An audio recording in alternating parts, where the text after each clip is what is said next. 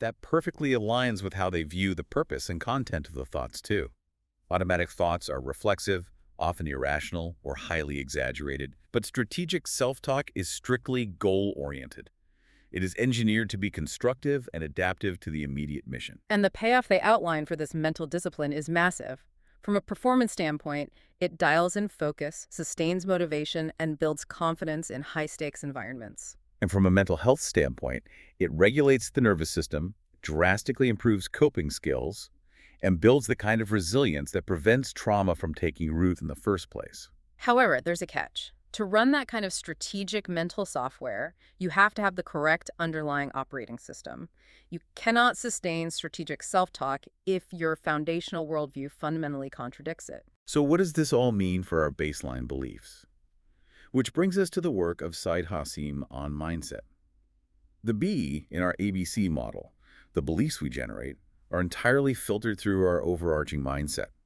Hassim contrasts the fixed mindset with the growth mindset, and the implications for emotional resilience are profound. They really are. If you operate with a fixed mindset, you believe that traits like intelligence, capability, and talent are static. You are dealt a hand at birth, and that is it. And that static worldview creates extreme vulnerability to adversity. Think about it.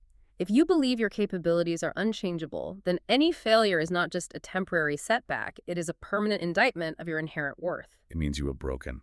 Yes, people with a fixed mindset actively avoid challenges because the risk of exposure is too high. They perceive the success of others as a direct threat to their own status. In contrast, the growth mindset operates on the assumption that abilities can be developed through deliberate effort and friction. Failure isn't an indictment of your DNA, it is just data. It is a necessary stepping stone for adaptation. And one of the most compelling nuances Hassim points out isn't just about how we process failure internally. It is how these mindsets dictate our social behavior after a setback. You're talking about the isolation element. Exactly. When someone with a fixed mindset faces a significant failure, their primary instinct is to hide.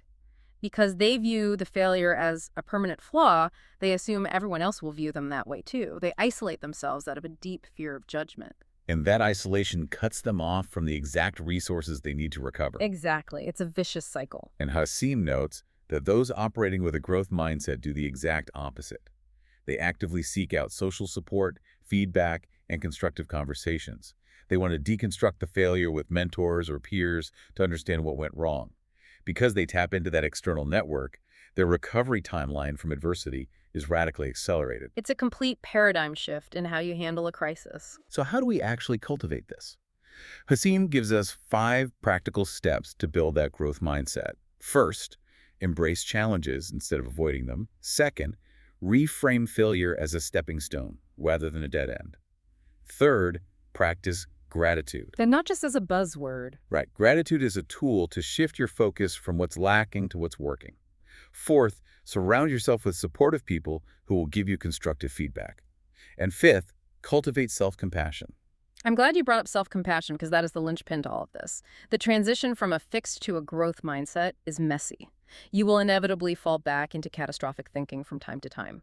Self-compassion is the mechanism that allows you to acknowledge the mistake without attaching the heavy, paralyzing burden of self-criticism. Without it, you just use your failures as proof that you can't change. Precisely. You reinforce the fixed mindset.